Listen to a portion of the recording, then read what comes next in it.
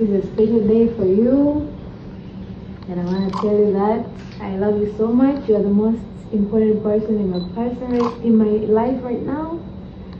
Nakupenda sana. You're my jana. You're ni bosi wangu, kiongozi wangu, mpenzi wangu. My hero, you're my everything. You're my first priority. I come second, you come first. And I love you. I hope we spend a lot of more birthdays. Inshallah kifo tu ndo kutenganisha na wewe. Ukifa leo mimi nifikishe. Ila wewe mwanzo.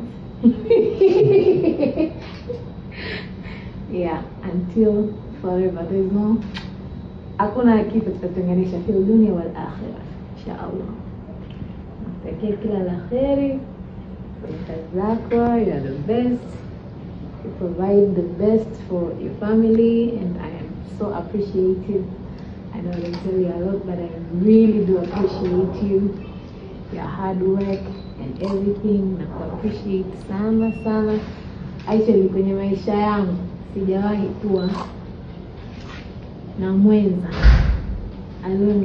alonipa thamani ya kuwa mke na anayenihudumia kama wewe.